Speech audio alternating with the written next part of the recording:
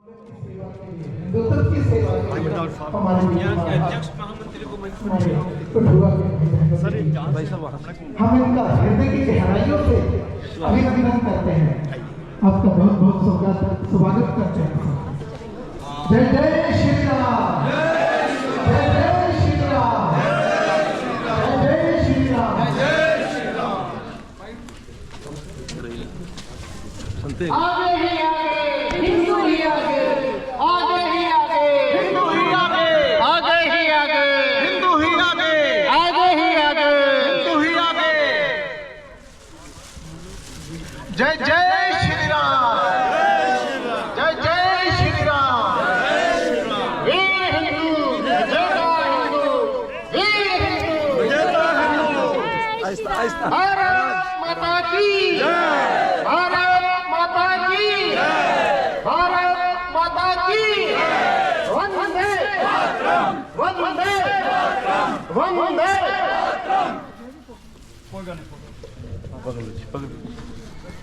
आगे ही आगे हिंदू ही आगे, आगे ही आगे हिंदू ही आगे, राधे राधे हिंदू ही आगे, राधे राधे हिंदू ही आगे।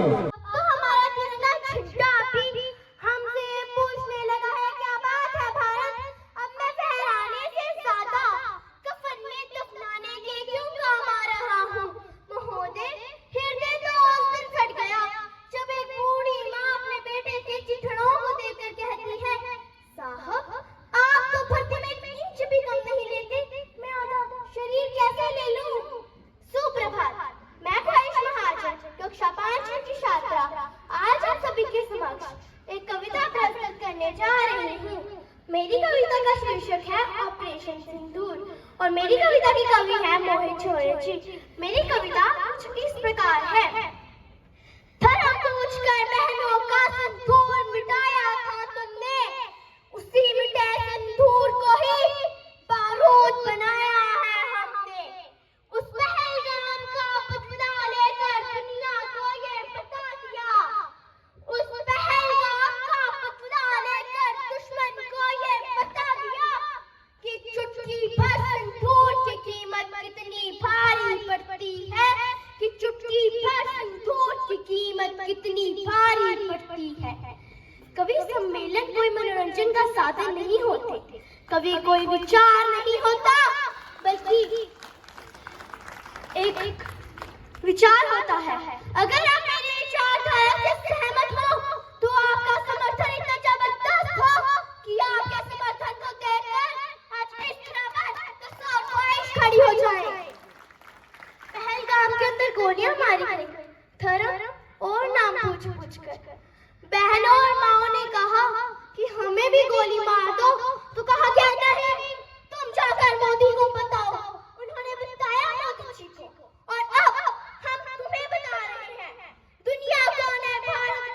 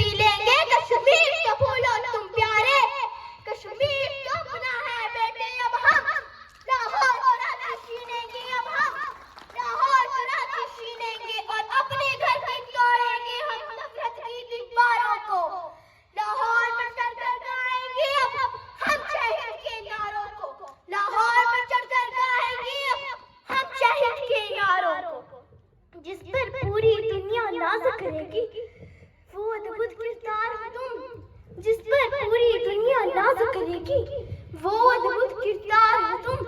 भारत माँ के शेरों, इस दुनिया के सरदार हो तुम। भारत माँ के शेरों, इस दुनिया के सरदार हो तुम। हे इस देश के युवावर, अब मैं तुम्हें बताता हूँ तुम्हें क्या बनना है। बहती नदियाँ की थाह बनो, वीरों का तुम श्रृंगार बनो, मेहमानों का सत्कार बनो। तुम प्यार बनो, अंगार बनो, ललकार बनो, टंकार बनो, फिर से फरसे की धार बनो। जो बख्शवा दे दुश्मन का वो राणा की तलवार बनो, वो राणा की तलवार बनो। अभी पहलगाम का हमला हुआ, एक बहुत बड़ा संदेश जो उन्होंने पूछा और गोलियां मारी। प्यार मोहब्बत की कोई सौगात नहीं पूछी, प्यार मोहब्बत की कोई सौगात नहीं पूछी, बस धर्म पूछा था कोई और बात नहीं पूछी। जात पात के नाम पे हर दिन लड़ने वालों याद रहे, गोली मारते वक्त उन्होंने जात नहीं पूछी, गोली मारते वक्त उन्होंने जात नहीं पूछी। धन्यवाद। जय हिंद, जय भारत। भारत माता की, भारत माता की। परमेश्वराय नमस्तम, परमेश्वराय नमस्तम, परमेश्वराय नमस्तम। प्रिय सत्य सनातन धर्म की, सत्य सनातन धर्म की, भारत माता की, भारत माता की। हिंदू हृदय सम्राट डॉक्टर प्रवीण भाई तोगड़िया जी की।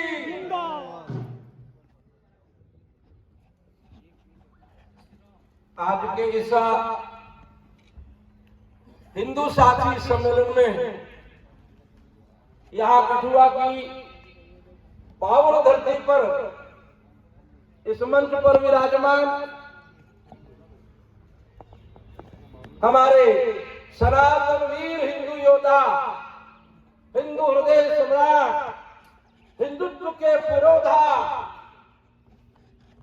जिन्होंने अपना संपूर्ण जीवन इस देश, धर्म और संस्कृति की रक्षा भारत मां के चरणों में समर्पित किया है, ऐसे महान योद्धा हमारे बीच में डॉक्टर प्रवीण भाई तोगड़िया जी विराजमान हैं। जोरदार तालियों से आइए उनका स्वागत करते हैं। उन्हीं के साथ हमारी ओजस्विनी की राष्ट्रीय अध्यक्षा दुर्गा स्वरूपा, हमारी बहन रजनी दीदी जी, उनका भी हम हार्दिक अभिनंदन करते हैं। हमारे इस जिला के यशस्वी अध्यक्ष हमारे कैप्टन तरसेम सिंह साहब, जो संपूर्ण समय लगा करके गांव-गांव में घूम करके और हिंदुत्व की आलख को इस कठुआ में फिर से जगा रहे हैं, उनका भी हम अभिनंदन करते हैं। यहाँ मंच पर विराजमान हमारे पूज्य संचरण अंतर्राष्ट्रीय हिंदू परिषद, राष्ट्रीय बजरंग दल, दुर्गा ओजस्विनी, राष्ट्रीय महिला परिषद, राष्ट्रीय किसान परिषद के सभी पदाधिकारी बंधु, यहाँ पंडाल में विराजमान हमारे हिंदू वीर धर्म योद्धा, उन सभी को मैं अभिनंदन करता हूँ। डॉक्टर प्रवीण भाई तोगड़िया जी का नाम इस देश का बच्चा बच्चा जो है वो जानता है। मुझे ज्यादा कुछ बोलना नहीं है।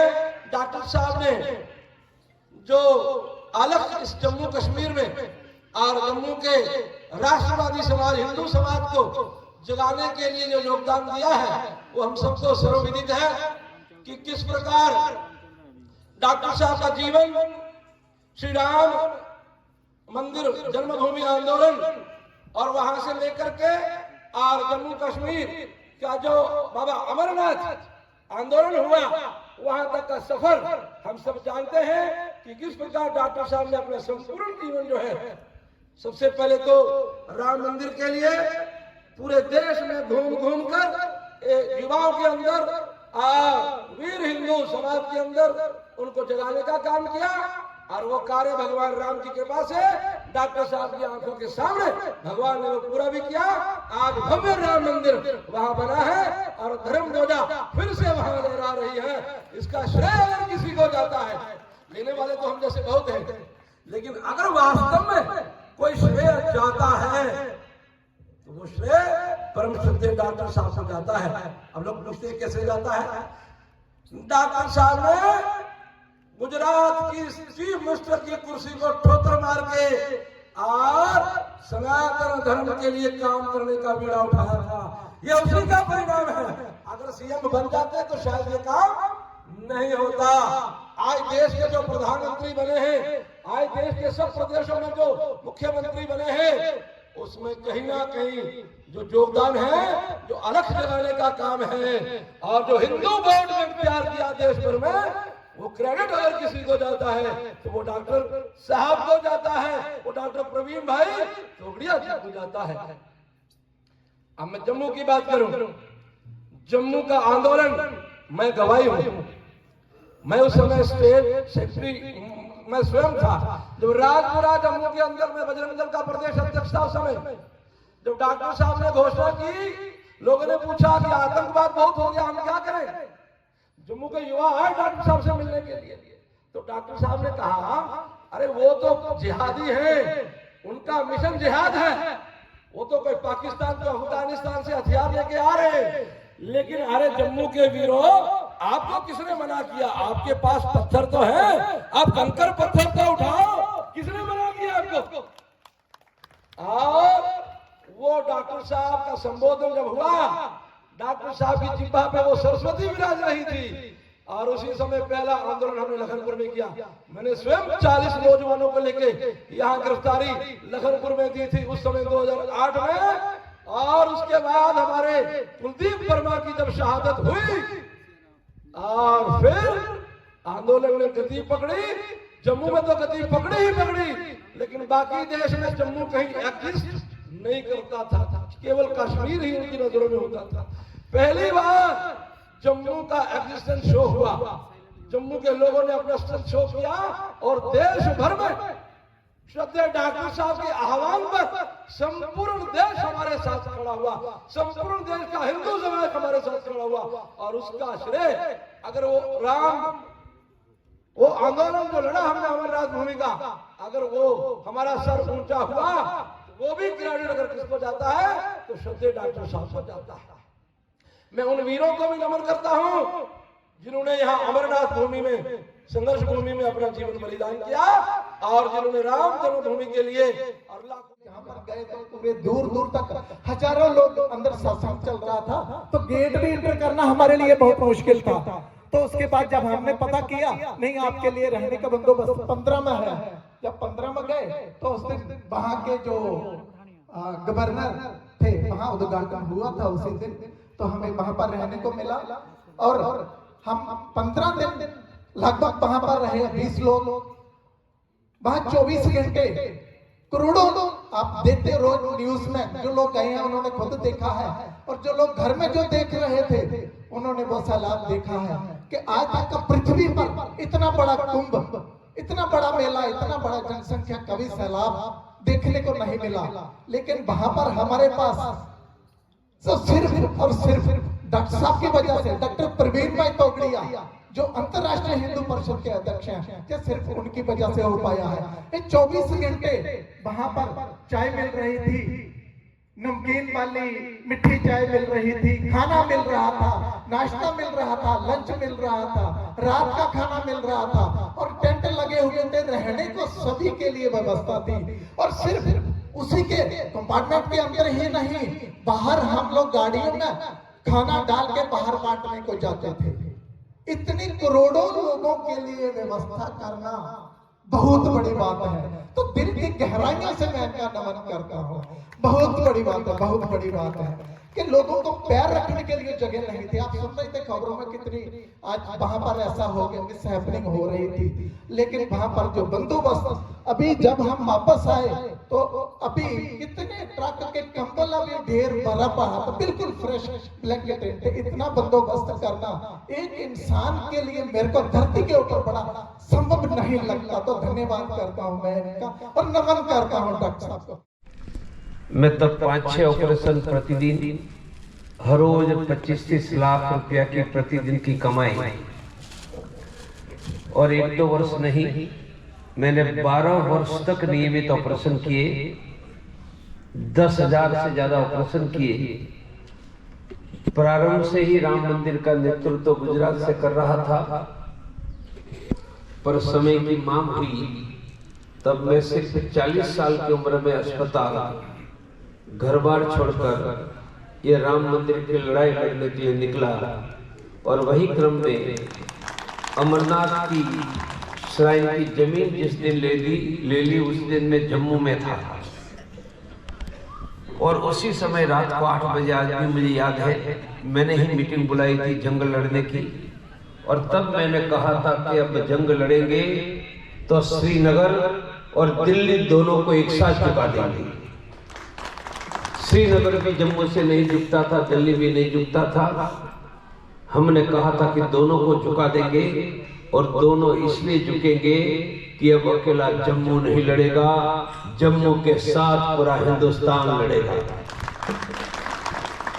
और अमरनाथ का आंदोलन हमारे लिए बहुत बड़ा गौरव, विजय का आंदोलन रहा। हमने श्रीनगर को भी झुका दिया और दिल्ली को भी झुका दिया। 450-500 वर्षों से हमारे पराक्रमी पूर्वज अयोध्या में पुनः राम मंदिर बनाने के लिए लड़ रहे थे। 450 वर्षों तक हमारे पुरखे लड़े। पिछला 40 वर्ष का जंग हमने लड़ा। 40 साल पहले 1984 में सरयू के तट पर सिर्फ 800 लोगों ने हाथ में सरयू का जल लेकर संकल्प किया था। हमने कहा था मंदिर वही, बाबर के नाम का भारत में कुछ भी नहीं। हमने कहा था मंदिर बनेगा, डंके की चाट पर मंदिर बनेगा। कोई चाहेगा तो भी मंदिर बनेगा, कोई नहीं चाहेगा तो उनकी छाती पर पांव रखकर हम मंदिर बना लेंगे। भगवान की कृपा से और ये वीर पराक्रमी मृत्युंजय हिंदू जाति के सामूहिक प्रयास से हमने धरती पर से बाबर का नामो निशान मिटा दिया। भव्य मंदिर बन गया। मैं हर जगह जाता हूं क्योंकि मेरा पूरा जीवन ये राम मंदिर के जंग के नेतृत्व में गया है। तो हर जगह एक महत्व की बात, इंग्लिश में untold story of Ram temple. तो आज ऐसी ही एक अनटोल्ड स्टोरी आपको बताता हूं। राम की जन्मभूमि पर मस्जिद बनी, जिनको बाबरी मस्जिद कहते थे। ये जमीन हमें मंदिर बनाने का हिंदू को परमानेंट विजेता बना देगा। हिंदू घटा तो भी हिंदू नहीं पिटेगा, हिंदू ही भारत में विजेता बनेगा। तो मेरी मांग है, आप जहां रहते हो वहां मैं हनुमान चालीसा चलाऊं। दूसरा जो करे वो कैसे? अपने घर पर 5 लोगों को बुलाओ, समझाओ, वार समय तय करो, उस समय निमंत्रण देने जाओ। गुरुवार को निमंत्रण देंगे तो शनिवार को याद नहीं होगा, तो शनिवार के दिन या मंगलवार के दिन 1 घंटा फिर से बुलाओ। तो बोलो अपने यहाँ हनुमान चालीसा शुरू हो जाएगा। तो अपने वहां जो हनुमान चालीसा शुरू करवाने का संकल्प करते हाथ उठाओ, बोलो हनुमान जी भगवान की जय, शनि महाराज की जय। दूसरा, ये प्रवीण तोगड़िया को पीएम बनाने की लड़ाई नहीं। तो लड़ाई किसकी है? हम सबके घर बहन बेटियां बचे और भारत में ऊंचा सर करके जीते। तो जिम्मेदारी हम सबकी है ना। तो मेरे 5 संगठन हैं। 6 अंतर्राष्ट्रीय हिंदू परिषद, युवाओं का राष्ट्रीय बजरंग दल, बहनों का राष्ट्रीय महिला परिषद, यंग बहनों की ओजस्विनी, छात्रों का छात्र परिषद, किसानों का किसान परिषद। इनमें से कोई न कोई संगठन में जुड़ने का मन बनाते हाथ उठाओ। सबने हाथ उठाया, सबके मोबाइल नंबर मेरे पास आ गया। आपको 2 कागज मिला है।